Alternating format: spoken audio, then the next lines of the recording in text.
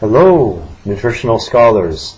I want to talk about a topic that has a lot of confusion around it, and it's an extremely important topic which is going to affect your day-to-day health and also affect your prognosis if you have any kind of disease. Okay, so a very important topic with a lot of misinformation, and this was kind of catalyzed by a friend of mine who said, I heard from this surgeon person that you can't change the pH of your body.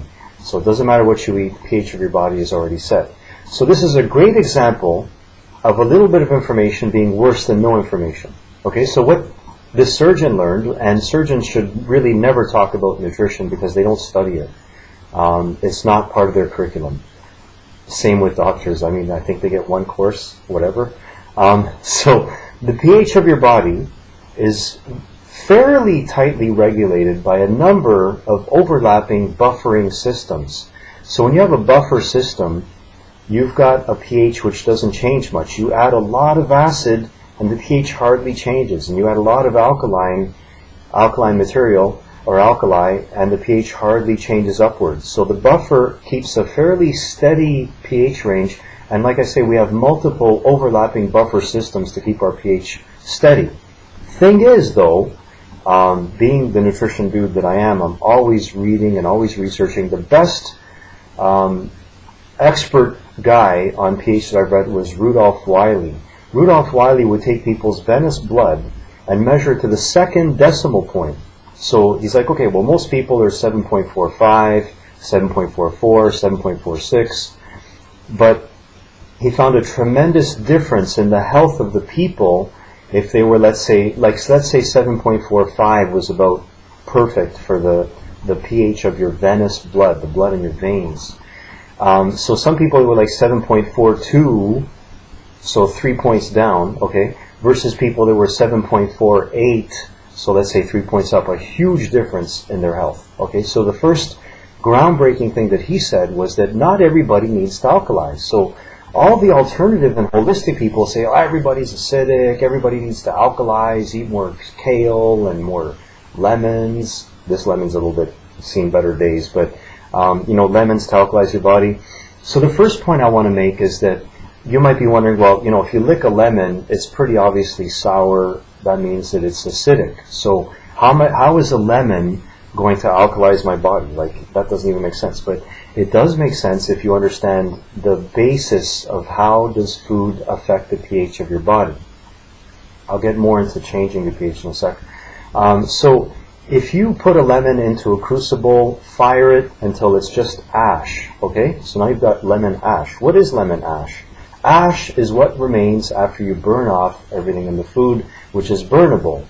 So the ash which is left is just the mineral residue. So if you cremate a body, you're left with about a kilogram or so, depending on the size of the body, of the human body, of ash, which is just minerals. So it's going to be calcium mostly, potassium, some sodium, magnesium, phosphorus, zinc, manganese, blah, blah, blah, blah, blah. So the ash of this crucible-fired lemon, if you put it in water, measure the pH, it will alkalize the water, because a lemon is dominated by alkaline minerals.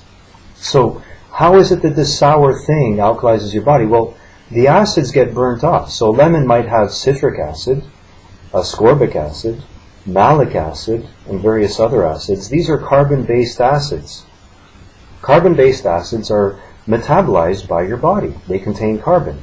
They get burned and you breathe them out. You breathe out the carbon dioxide. You've actually produced energy in the process. I don't have plain vinegar, so I have like this vinegar that they make out of rice. But any kind of vinegar, including the white stripped of any kind of nutrition vinegar, is acetic acid. Acetic acid is a 2-carbon acid. So it gets burned by your body. And when it gets burned, you're left with you breathe out this carbon dioxide and there's nothing left. So acetic acid would be like neutral in this effect because there's no mineral residue, or hardly any. So next, here's some baking soda, like pure baking soda, sodium bicarbonate. So sodium bicarbonate is a temporary alkalizer of the body because the bicarb is actually metabolized, and then you're left with nothing but sodium, and sodium is very, very slightly alkalizing.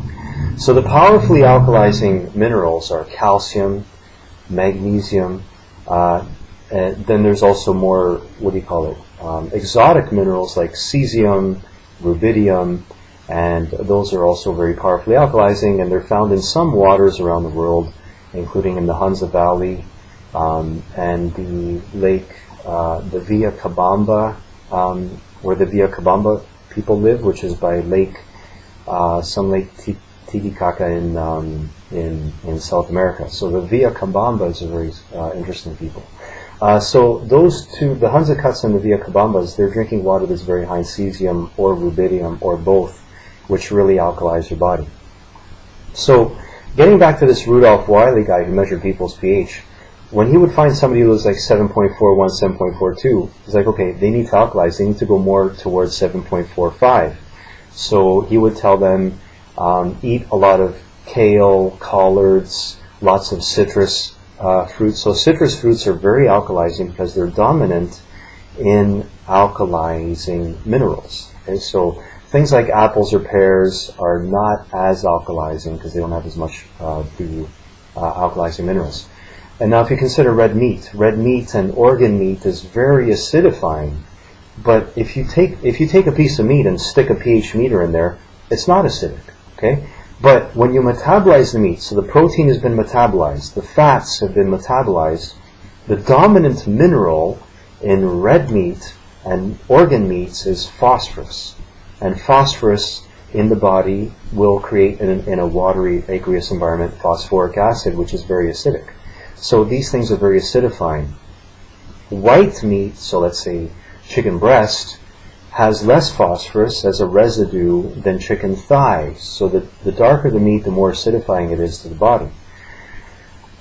So what Wiley found, which is in complete opposition to what a lot of holistic people are saying, is that not everybody needs to alkalize. So he found people that were like 7.47, 7.48, and they weren't doing well. And he would say, well, listen, you're too alkaline. You need to eat more red meat, more organ meat, and don't eat a lot of green vegetables, although spinach has more phosphorus than other green vegetables. So spinach is not alkalizing.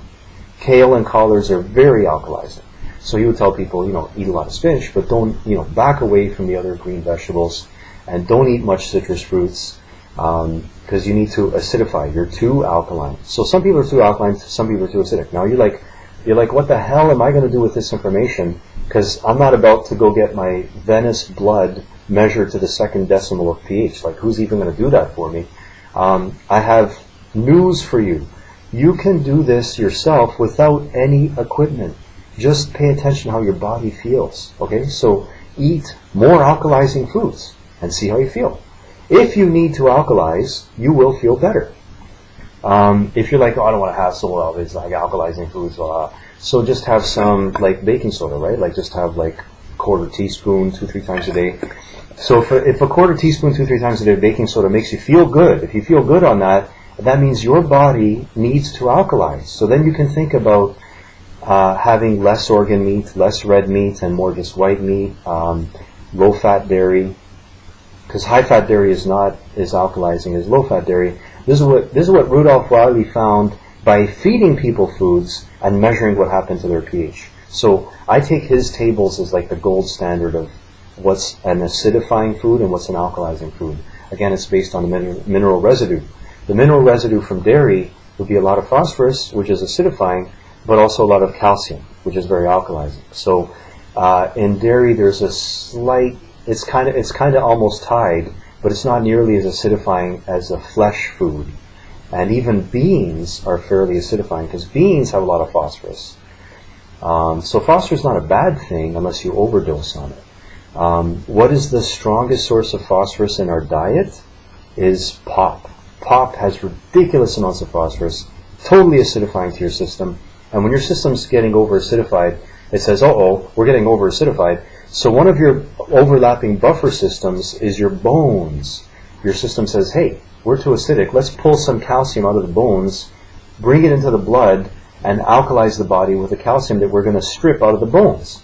So that's why an overly acidifying diet will cause a loss of bone mass. And in young women drinking pop, they find that even teenagers, they can tell the ones that drink more pop because their bone mass is lower. So this research has been done. So I'm always looking at human research whenever possible rather than guessing around. Okay. An interesting thing about alkalizing is that cancer has a really hard time growing or thriving or doing whatever it wants to do in an alkaline environment.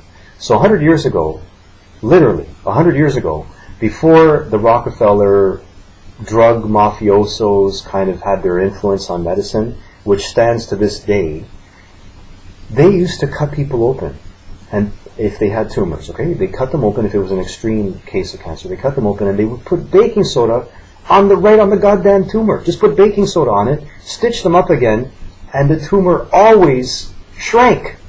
Always. Sometimes the tumor would disappear, but it would always shrink. So if you have cancer, or you're concerned about cancer, like if you have cancer, that's one thing. You want to actually over-alkalize your body. You want to be too alkaline. You want to be so alkaline that you're like not feeling that great, but it's hurting the cancer more than it's hurting you. Okay, so it's in your best interest to be overly alkaline if you have cancer. One lady I knew, she had cancer, and she went on a really alkalizing diet. Okay, like low protein, no flesh foods at all, and a lot of greens, a lot of fruits. She cured her cancer. Her cancer went away. Okay, cured. And she's like, well, this is the diet for me. I'm going to follow this for the rest of my life. But then years later, her health was like, she was having some health problems. Not cancer, but she was having other health problems. Nobody could figure it out. The medical people couldn't figure it out. The holistic people couldn't figure it out. And one day she just snapped. And she just ate a whole bunch of like dark turkey. And she felt so good. And so, you see, the thing is that she was overly alkaline, which was good to get rid of the cancer, but she didn't need to do that for the rest of her life. Okay? So just to kind of deal with that issue, then she could go back to more of like a mixed diet. So what did I do to find out my pH? Because I was tempted to like get this pH meter and measure my venous blood, and then I gotta like, you know, grab blood out of my veins. Like, it's not the most fun thing to do, right? So what Rudolph Wiley says is that you just do a more acidifying diet for a few days, try a more alkalizing diet for a few days, try a mixed diet for a few days where you're eating some alkalizing food and some acidifying food. And I found that I felt really good in the morning on an acidifying diet, and I felt really good in the evening with an alkalizing diet. So I'm kind of what you could call a swinger, in that I need a more acidifying breakfast. So if I would eat like a bunch of, you know, fresh squeezed orange juice and low-fat yogurt and maybe some granola for breakfast, I felt like crap, bad. But if I had that for dinner, right, an alkalizing dinner, lots of vegetables, some fruits, low-fat dairy for protein, for dinner, I felt great. So my body needed an alkaline evening and an acidic morning. So in the morning, if I have like beef liver fried in butter with onions, like I'm feeling great. Same with lunch, right? So most people are kind of steady. Now, I don't want to throw another variable in here, but I kind of have to mention that if you're female and you're of childbearing age, women have potentially different acidic or alkalizing needs at different parts of their cycle. So it's a little more complicated for women, because once you figure yourself out, you figured yourself out for that part of the cycle, but it can change as you go throughout the cycle. Again, you can just like have like wheatgrass juice. Oh, wheatgrass juice is so alkalizing. That's why there's a reputation. I forget her name, but she inspired the founding of the Hippocrates Institute in Florida. She had such wonderful results with wheatgrass juice and cancer. Wheatgrass juice is ridiculously alkalizing. So if I have wheatgrass juice in the morning, I feel bad. If I have wheatgrass juice in the evening, I feel great. It improves my sleep. I feel wonderful. I feel balanced. So these are things to experiment with. So what are the take-home messages? Is that it's the mineral content of the food that determines if it's acidifying. So steak, lots of phosphorus, it acidifies your body. A lemon, it is acidic, but you burn those acids, so the residue minerals, which are dominated by things like calcium, potassium, which are alkalizing, causes that lemon to have this result of alkalizing your body, as proven by Rudolph Wiley, who took many, many people's blood, and he was like a consultant. He's like, okay, you don't feel good? I'm going to help you out. I'm going to take your pH, we're going to adjust your pH. And he had really, really solid outcomes with his people. In fact, he had 2 people that were, one was interred in an asylum. They don't call them insane asylums anymore, they say a mental health center. But they improved enough to be released from the mental health center with no additional therapy. And the other person was like going in that direction. So it affects you emotionally as well. So that's how you can really tell is not only how your body feels, but also your motivation, your mood, your energy. When you're at the right pH, you'll feel it. So feel free to experiment with a more acidifying diet, more alkalizing diet. I hope that I've shed some light on this. So yes, the body has buffer systems to regulate your pH, but that small amount of wiggle room that your pH will change actually makes a humongous difference, in your health and in your performance. All right, so tune in next time.